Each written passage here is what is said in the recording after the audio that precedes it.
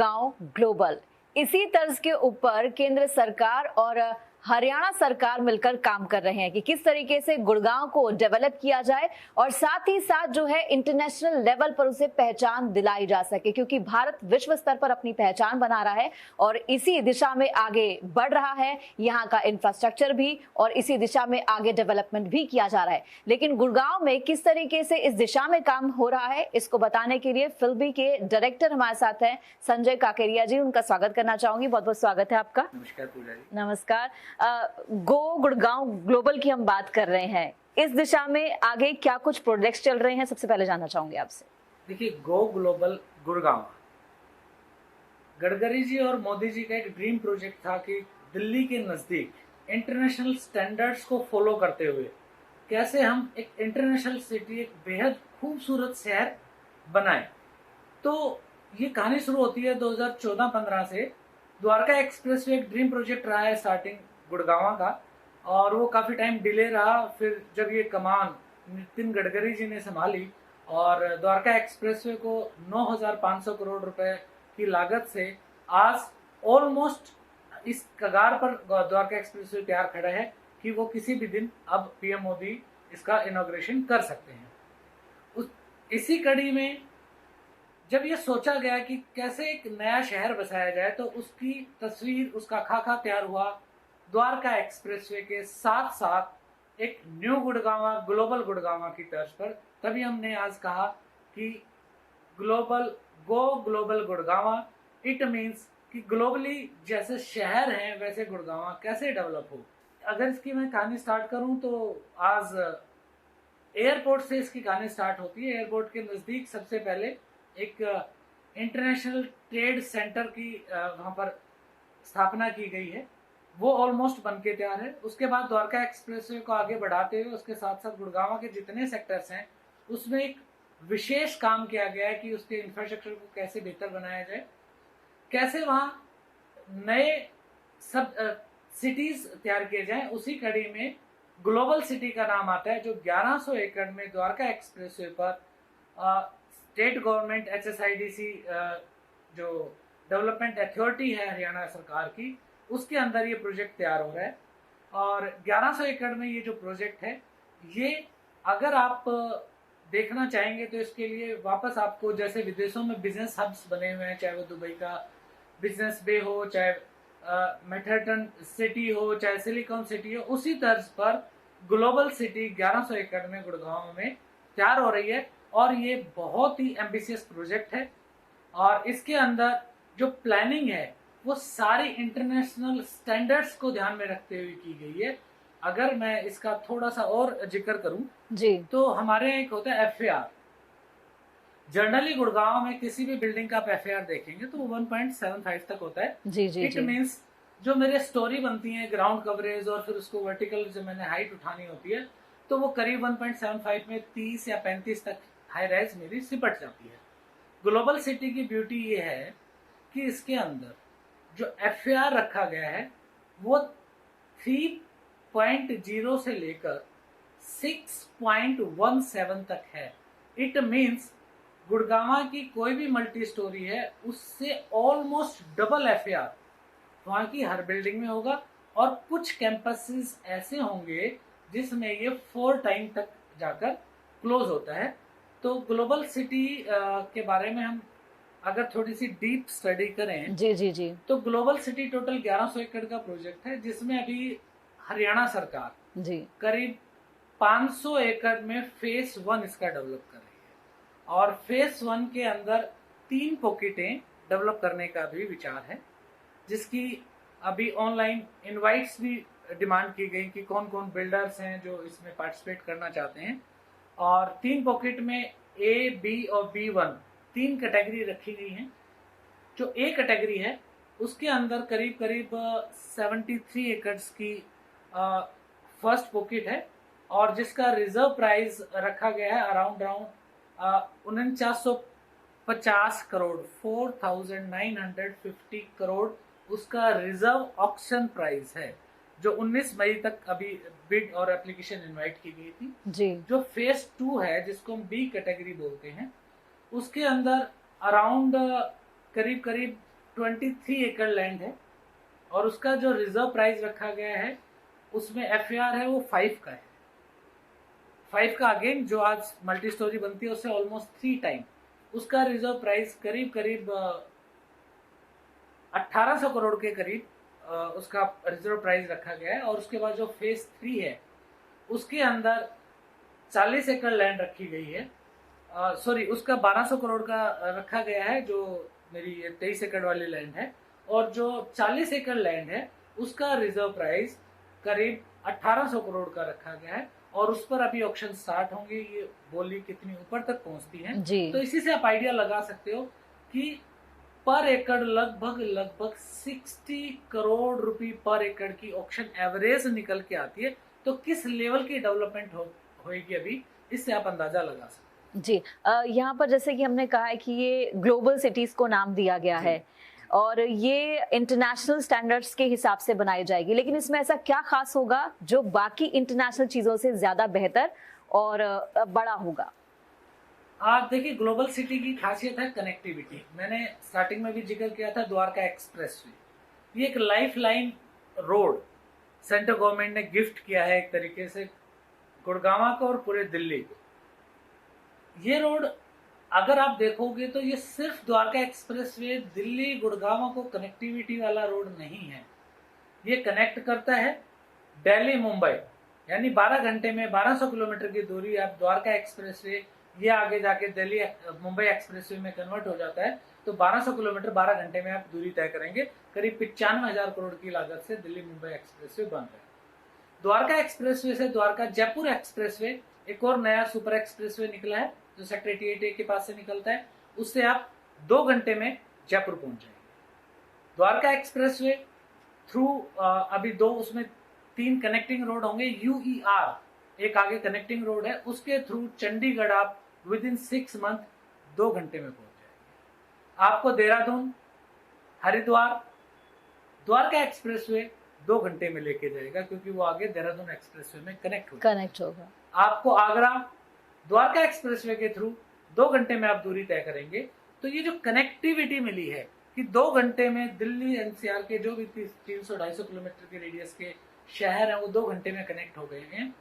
तो ये जो कनेक्टिविटी है ये ग्लोबल सिटी जो कि द्वारका एक्सप्रेसवे पर है उसको एक विशेष पहचान दिला रही है जी कि आप सब सिटी से जुड़ गए हैं डायरेक्टली। साथ ही साथ ग्लोबल सिटी में के साथ लगते हुए करीब 25 एकड़ का हेलीपोर्ट बन रहा है। ये इंडिया में फर्स्ट टाइम होगा, यानी लोकल हेलीपोर्ट हेली सर्विसेज आपको मिलेंगी, यानी आपको दिल्ली नोएडा जयपुर आगरा कहीं भी जाना है तो आप यहाँ से हेलीकॉप्टर हर 15-20 मिनट पर उड़ेंगे और आप हेलीकॉप्टर लेंगे और जहाँ जाना है आप जा सकते हैं। तो फर्स्ट टाइम इंडिया में हर ओपन मतलब पब्लिक ट्रांसपोर्ट की तरह हेलीपोर्ट ग्लोबल सिटी के साथ लगता हुआ बन रहा है, वो यूज होगा।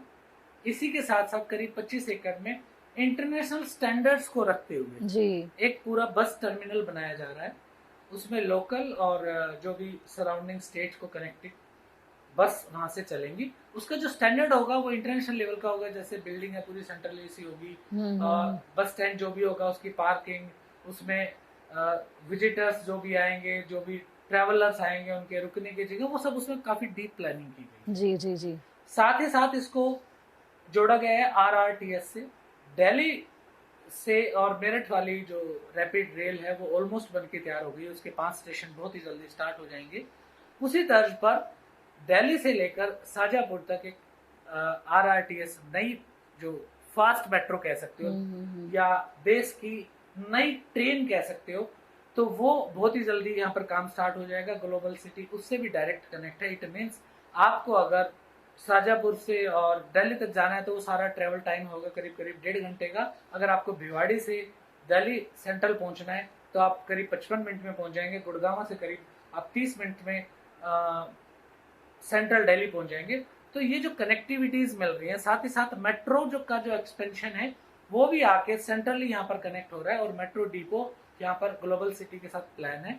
तो आप देखोगे चाहे वो RRTS हो, चाहे वो मेट्रो कनेक्टिविटी हो, चाहे वो हेलीपोर्ट हो, चाहे वो एयरपोर्ट हो, और चाहे वो बस टर्मिनल हो, और चाहे बाय रोड पूरे देश से ग्लोबल सिटी जुड़ता है, तो ये जो कनेक्टिविटी है ये इसको ग्लोबल और इंटरनेशनल लेवल का एक नई पहचान दे रही है। साथ ही साथ मैं आपको बता दूं, इसके अंदर एक सेंट्रली लोकेटेड लेक बनाई गई है। जी जी, मैं इसी पर आ रही थी।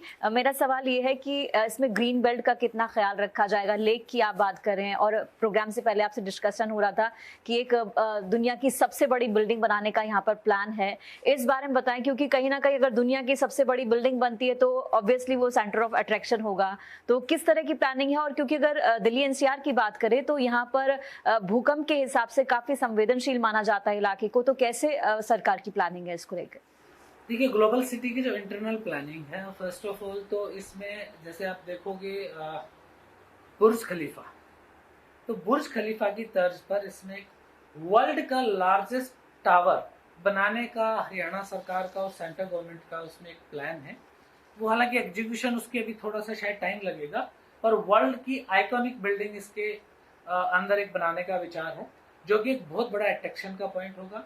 इसमें एक पूरी लेक है, करीब करीब 30 एकड़ की एक लेक इसमें डिजाइन की गई है। और उसके सराउंडिंग, मैंने आपको बताया ए, बी और B1 3 सेक्टर जो हमने बनाए हैं, तो जो सराउंडिंग है वो एक जिसमें हमने 6.717 का FAR दिया है, so that skyscraper high rises उस लेक के सराउंडिंग बन पाए। तो एक तो वाटर कंजर्वेशन उसमें होगा सारा, और सारा अट्रैक्शन पॉइंट होगा टूरिज्म का भी, कि उसके सराउंडिंग सारी बिल्डिंग होंगी। फिर उसके साथ एक फेज चलेगा जिसमें 5 का FAR है, उसके सराउंडिंग फिर एक फेज चलेगा, थर्ड फेज, जिसमें 3 का FAR रखा गया है। साथ ही साथ ये सारी कमर्शियल बिल्डिंग होगी। इसके साथ इसमें 20% और एक पॉकेट के अंदर 30% रेजिडेंशियल जोन भी रखा गया है। उसी के अंदर पार्क और सारे वाइड रोड्स, एनर्जी कंजर्वेशन कैसे हो, वाटर कंजर्वेशन कैसे हो, वाटर मैनेजमेंट कैसे हो, कैसे सारे का सारा पानी वहाँ फिल्टर होके थ्रू STPs रिसाइकिल होके दोबारा यूज हो, एनर्जी कम से कम वहाँ पर लगे, इन सब चीज़ों को ध्यान में रखते हुए ग्लोबल सिटी को तैयार किया गया है। और इसी कड़ी में मैं आपको एक और चीज़ बता देता हूँ। ग्लोबल सिटी की खासियत है कि ये दुबई के बिजनेस पे से ऑल टाइम 4 टाइम्स बन रही है। वो 250 एकड़ में बनी हुई है, ये 1100 एकड़ में है। और साथ ही साथ जो कनेक्टिविटी मिल रही है एयरपोर्ट से, ये इसको एक नई आप कह सकते हो ऊर्जा देती है कि आप एयरपोर्ट पर आए और 15 मिनट, विद इन 15 मिनट आप ग्लोबल सिटी पर होंगे, तो इंटरनेशनल जो बिजनेसमैन हैं उनके लिए पॉइंट ऑफ अट्रैक्शन होगा कि आप एयरपोर्ट से उतरे, थ्रू द्वारका एक्सप्रेस वे आप with in 15 minute global city के अंदर। जी जी जी, यहाँ पर गुड़गांव की बात करें तो इतना सारा डेवलपमेंट हो रहा है, लेकिन कई चैलेंजेस भी हम देख रहे हैं कि साथ में है। वो जिस तरीके से सरकार ने कहा कि ऊपर आप 4 मंजिला नहीं बना सकते हैं, 3 मंजिला ही बना सकते हैं, इस तरह का एक रेजिडेंशियल जितने भी लोग हैं और सरकार के बीच में थोड़ा गहमा गहमी चल रही है। इस बारे में बताएं, ये सही है कि नहीं है, कि सरकार ने इस पर क्यों बैन लगाया है कि आप 4 स्टोरी नहीं बना सकते हैं? देखिए पूजा जी, ये मुद्दा काफी दिन से, मतलब पिछले 2 महीने से तो गुड़गांव, फरीदाबाद और पूरे हरियाणा के लिए एक हॉट केक बना हुआ है। ये बड़ा गर्म मुद्दा है जो आपने डिस्कस कर लिया प्रोग्राम में। हुआ क्या कि स्टिल्ट प्लस 4 को लेके जी 2 तरीके के ग्रुपिंग भी कैंसिल। कुछ लोग चाहते हैं कि स्टिल्ट प्लस 4 बने और कुछ लोग चाहते हैं स्टिल्ट प्लस 3 बने। अब उसमें टेक्निकलिटीज क्या है?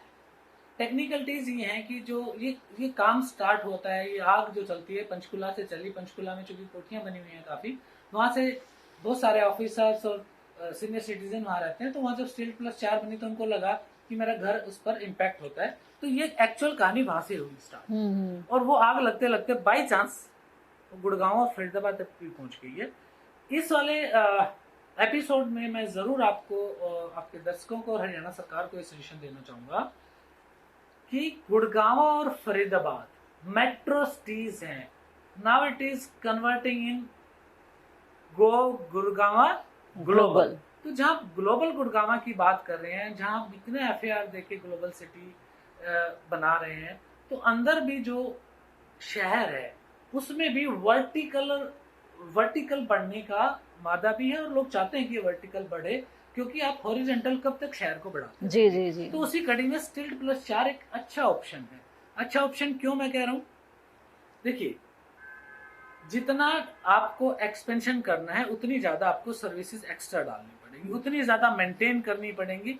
तो रादर देन कि आप बाहर की तरफ सर्विसेज को एक्सपेंड करें, आपको पानी भी ज्यादा, एनर्जी भी ज्यादा चाहिए होगी, आपको इलेक्ट्रिसिटी ज्यादा चाहिए, तो रादर देन कि आप उसी पॉकेट को अच्छे से रीडिजाइन करें, अगर कहीं इंफ्रास्ट्रक्चर की कमी लगती है उसको चेंज करें और इसको वर्टिकल बढ़ाएं।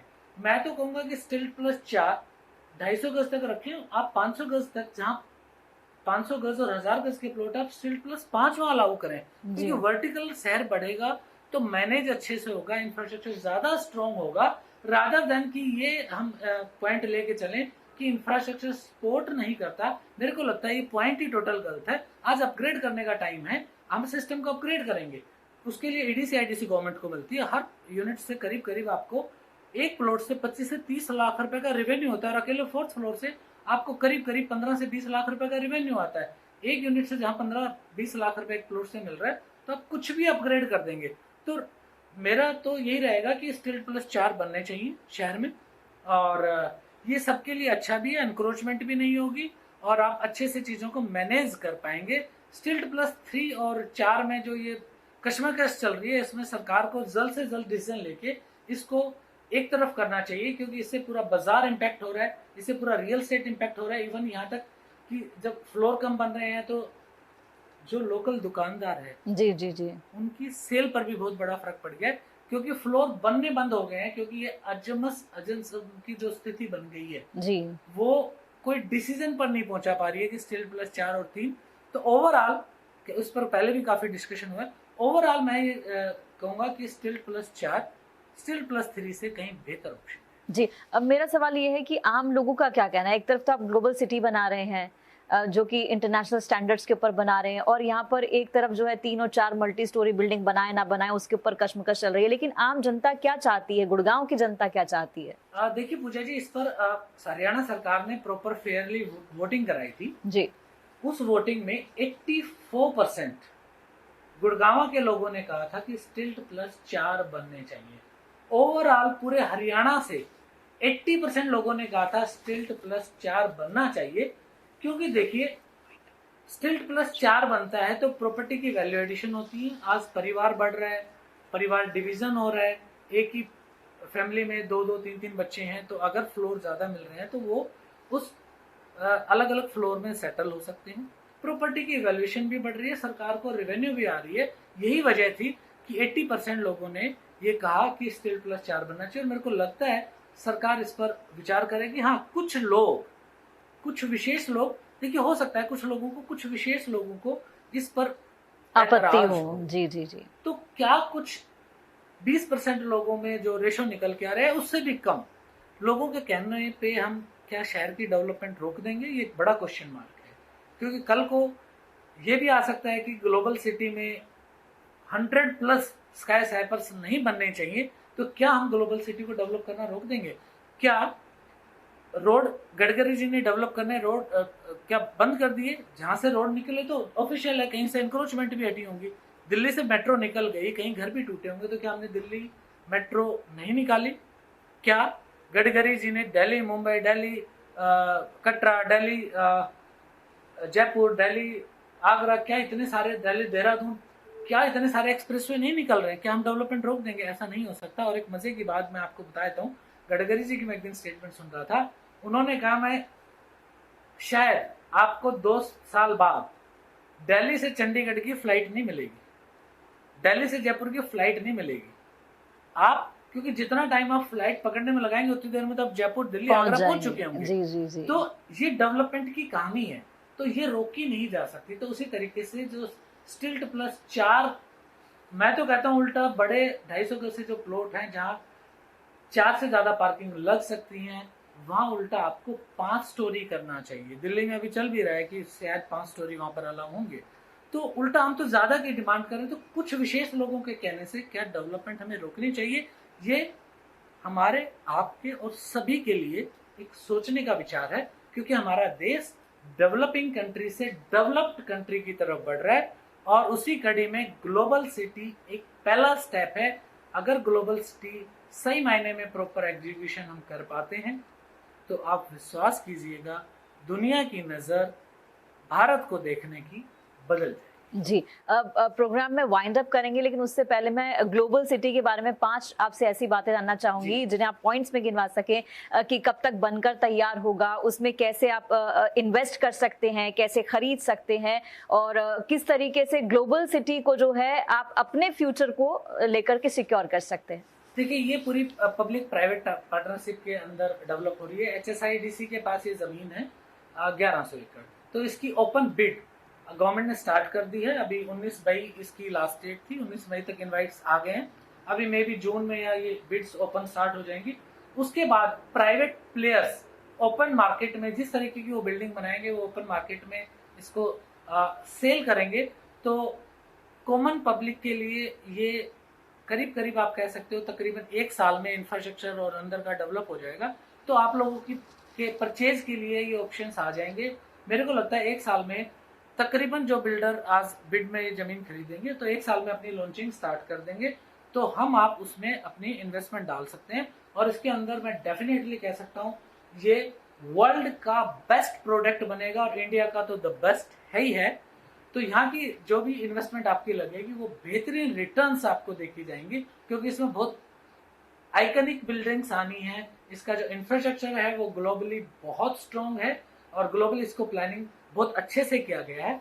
साथ ही साथ इसके अंदर रेजिडेंशियल भी वहाँ डेवलप हो रहा है। तो रेजिडेंशियल में भी आपके पास इन्वेस्टमेंट के ऑप्शन आएंगे। एक तो देखिए ऑफिस कॉम्प्लेक्स होगा जहाँ आप परचेज कर सकते हैं, साथ ही साथ रेजिडेंशियल्स भी होगा, कुछ इसमें रिटेल ऑप्शंस भी आप लोगों के लिए आएंगी। मे बी कुछ प्लॉटिंग भी वहां पर आपको देखने को मिले over the time of period. करीब करीब ये आपको 1 साल बाद सारा प्रोडक्ट आपको मार्केट में मिल जाएगा, और लगभग 5 साल में ये ग्लोबल सिटी का फेज 1 बन के तैयार हो जाएगा। तो ये टाइमलाइन टारगेटिव है, और फेज 2 उसके बाद फिर अगली नेक्स्ट प्लानिंग होगी। तो मैं जरूर सभी अपने दर्शकों को और हरियाणा सरकार से मेरी ये भी गुजारिश होगी कि ग्लोबल सिटी को हम और ज़्यादा प्रमोट करें, क्योंकि अभी आम जन तक लोगों को नहीं पता लग पा रहा है कि ग्लोबल सिटी क्या है। तो ताकि जब उनका टाइम आए तो वो भी अच्छे रिटर्न्स इसमें कमाएं और अपनी इन्वेस्टमेंट डाल सकें। जी, चलिए संजय जी, आपने इतनी जानकारी दी है ग्लोबल सिटी जिसको लेकर के अभी तक इतनी अवेयरनेस जानकारी नहीं है लोगों के पास, आपने इतनी इंपॉर्टेंट जानकारी दी है। आगे भी हम आपसे इस बारे में बात करेंगे। फिलहाल के लिए बहुत बहुत शुक्रिया आपका हमसे बात करने के लिए, इस तमाम जानकारी के लिए। तो फिलहाल हमारे इस कार्यक्रम में इतना ही, दीजिए इजाजत, नमस्कार।